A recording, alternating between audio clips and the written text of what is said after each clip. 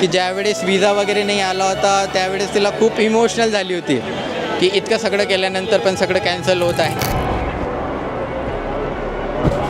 तेव्हा पण सरांनी आम्हाला खूप सपोर्ट केला. ॲट द एंड पॉईंटपर्यंत ते आमच्या सोबत होते. तर प्रॉब्लेम्स येतात, त्या प्रॉब्लेम्सला सॉल्व करून देणंच हे माझं काम आहे. ज्या सवडीनुसार आम्हाला पैसे देण्याची मुभा दिली तुम्ही, त्यावेळेला तुमचं एकदा धन्यवाद. हो.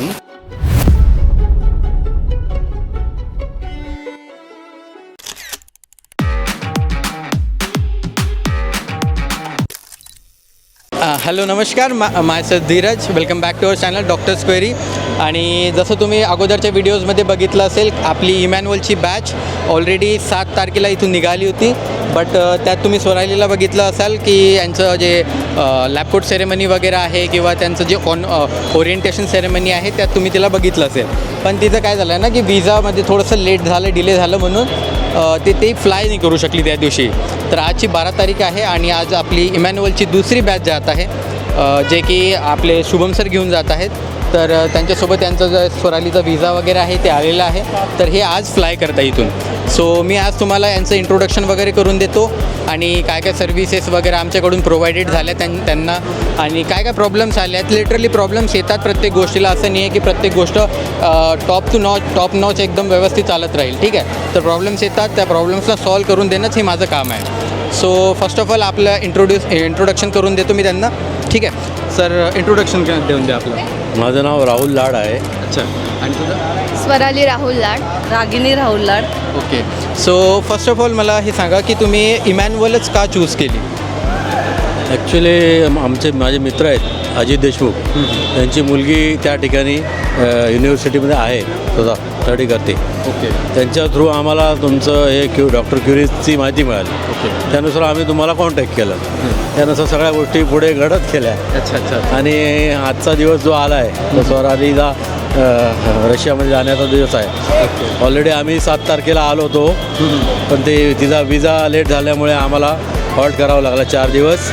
पण ठीक आहे, असो, काही गोष्टी उशिरा होतात पण ते चांगल्या होतात. ओके. असंच समजा मानायचं. आणि आता पुढील या मुलीसाठी माझ्या शुभेच्छा आमच्याकडून. हां, ओके. सो आता यानंतर आपण स्वरालीकडून जाणून घेऊ की युनिव्हर्सिटीबद्दल तिचं काय मत आहे आणि त्यानंतर तिला काय म्हणजे का तिने डिसाईड केलं इमॅन्युअलमध्ये ॲडमिशन घ्यायचं. सो आता स्वरालीसोबत बोलूया. सो स्वराली, तू स्वतःचं इंट्रोडक्शन तर दिलंच आहे, तर तू का बरं इमॅन्युअल चूज केलं? काही रिसर्च वगैरे केली असेल आणि काय काय तुला पॉईंट्स चांगले वाटले?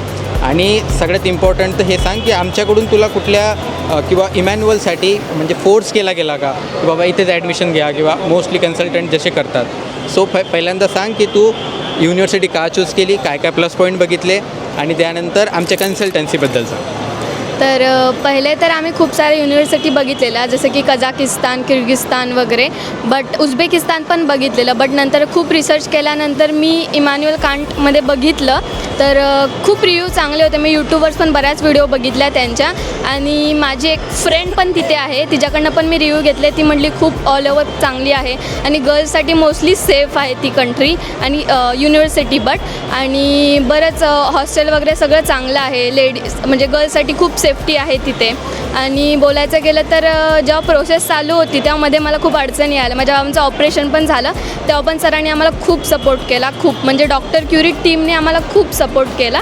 आणि विजाचा माझा प्रॉब्लेम झालेला, तर माझी 8 ऑक्टोबरला फ्लाईट होती, ती कॅन्सल झाली. आणि आता आज माझा फायनली दिवस आहे, मी फ्लाय करीन म्हणून. पण विजा जेव्हा झाला तेव्हा पण सरांनी आम्हाला खूप सपोर्ट केला. ॲट द एंड पॉईंटपर्यंत ते आमच्यासोबत होते. थँक्यू.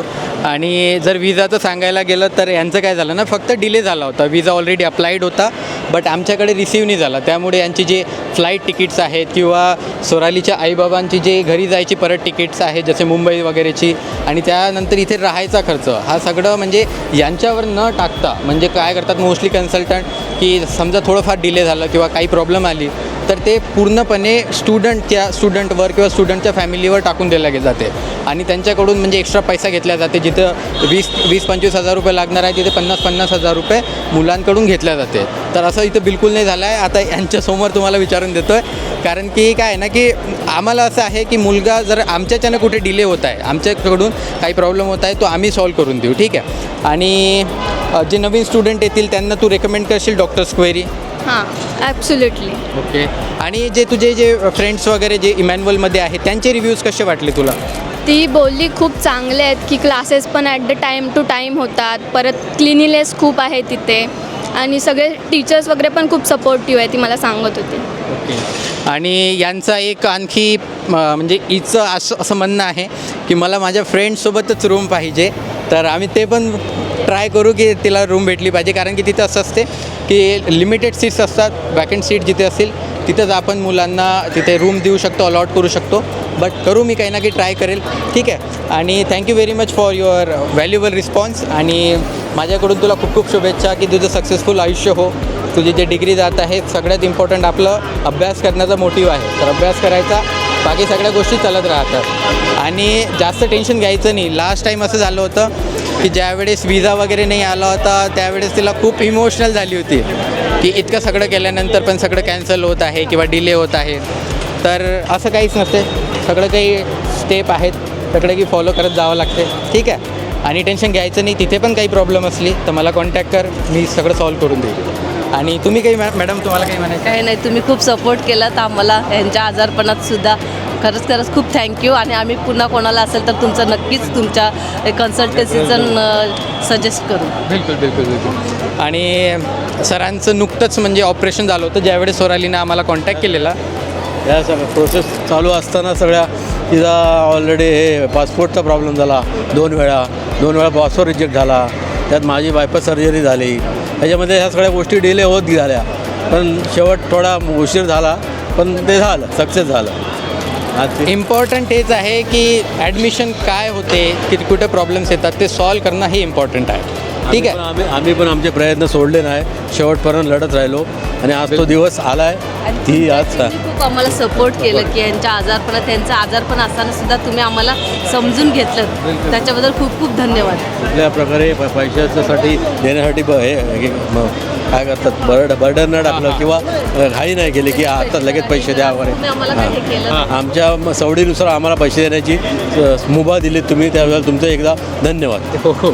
आणि सर तुमच्याकडून म्हणजे तुम्हाला असं काही डाऊट, असं काही कंप्लेंट्स आहेत का की जे तुम्हाला अगोदर काही वेगळ्या फीज सांगितल्या गेली? कारण की मोस्टली कन्सल्टंट करतात, आपल्या महाराष्ट्रातलेही करतात की सांगितल्या जाते काही वेगळी फीज, मग त्यातनं हळूहळू हिडन फीज म्हणून थोडेफार घेत राहतात. तर असं काही झालं आहे की जे मी तुम्हाला फीज स्ट्रक्चर दिलं होतं तेच लास्टपर्यंत कॅरी ऑन झालं? आम्ही जे चार्टमध्ये जे बघितलं होतं म्हणजे पर इयरली त्याप्रमाणे तसं आहे. त्याप्रमाणे आम्ही फर्स्ट इयरचे पैसे पे केलेले आहेत आणि नेक्स्ट इयरचे पण पैसे त्याच्यामध्ये काही चेंजेस नाहीत, जे काय आहेत त्या हिशोबाने आम्ही देऊ. यापुढे पण तुम्ही आम्हाला सपोर्ट करायला. बिलकुल असं नाही आहे, आपलं काम असं बिलकुल नाही आहे की फक्त ॲडमिशन करून दिलं आणि गेला आता मुलगा, आता काही आपलं घेणं देणं नाही, असं नाही आहे. बिलकुल असं आहे की जिथपर्यंत तो डॉक्टर बनून इंडियामध्ये नाही आहे तिथपर्यंत आम्ही त्यांच्यासोबत आहे. शेवटी नवीन असतो, आपल्या इथला इंडियातला स्टुडंट असतो, त्याला तिथला नौका असतो, त्यामुळे त्याला थोडी भीती असते काही आपल्याला कुठला प्रॉब्लेम येईल काय, पण त्यासाठी तुमची तिथं टीम आहे. बिलकुल. त्यामुळे ती काळजी करण्याचं काही कारण नाही. आणि सर्व्हिसेसमध्ये कुठे तुम्हाला कमतरता वाटली किंवा काही गोष्टीची कंप्लेंट? काही नाही. तुम्ही खूप छान प्रकारे आम्हाला सपोर्ट केलात, त्याबद्दल तुम्हाला पुन्हा एकदा धन्यवाद. आम्ही खूप सारे प्रश्न पण तुम्हाला विचारले, आम्ही कॉल करून तुम्हाला खूप त्रास पण दिला असेल, तर त्याच्याबद्दल सॉरी. परत आमच्या प्रत्येक कॉलला तुम्ही उत्तर पण दिलं, त्याच्याबद्दल खूप खूप धन्यवाद. सगळ्या सूचना सांगितल्या त्याच्यावर आम्ही सॅटिस्फाईड आहोत, बस एवढंच. बरं. Thank you very much for your valuable response आणि बेस्ट ऑफ लक तुला. काही प्रॉब्लेम असली तर मला कॉन्टॅक्ट करायचा. ठीक आहे. सोराली तुला एक लास्ट क्वेश्चन विचारेल, तर तुला कसं वाटत आहे की तू आईबाबांना सोडून पहिल्यांदा घराच्या बाहेर जात आहे, देशाच्या बाहेर जात आहे, तर तुला म्हणजे तुझे काय फिलिंग्स आहेत? तर इमोशनली तर मी अजून पूर्ण ॲक्सेप्टेड नाही आहे की हां आईबाबांना सोडून जाणं, कारण आपण पूर्ण लहानपण, मी तरी माझी 12वीपर्यंत मी माझ्या आईबाबांसोबतच राहिलेले. इवन मी माझं कॉलेज पण माझ्या घरून केलेलं, इवन हॉस्टेलला न राहता. त्याच्यामुळे खूप मी इमोशनल कनेक्टेड आहे, एक गोष्ट प्रत्येक आईला सांगणं वगैरे. तर आता मी बाहेर जाते तर मी पूर्ण इमोशनली ॲक्सेप्ट नाही करत आहे की मी त्यांना खरंच सोडून चालले, बट काहीतरी करण्यासाठी काहीतरी गमवावं लागतंच. तर ठीक आहे, मी पुढच्या 6 वर्षांनी येईन तेव्हा त्यांना काहीतरी त्यांच्या मेहनतीचं फळच त्यांना देऊन अशीच अपेक्षा करते. थँक्यू. माझं पण तेच म्हणणं आहे की इतक्या मेहनतनं आपल्या आईबाबा तिथे पाठवत आहे तर त्यांच्या कष्टाचं फळ त्यांना मिळालं पाहिजे. यासाठी माझं म्हणणं आहे की अभ्यास व्यवस्थित करायचा आणि तुला माहीत पण नाही पडणार 6 वर्ष कधी कधी निघून जातील. ठीक आहे का? तर बी स्ट्रॉंग, टेन्शन घ्यायचं नाही, रडायचं नाही बिलकुल.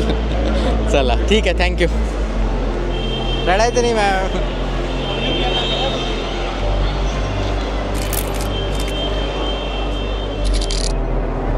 या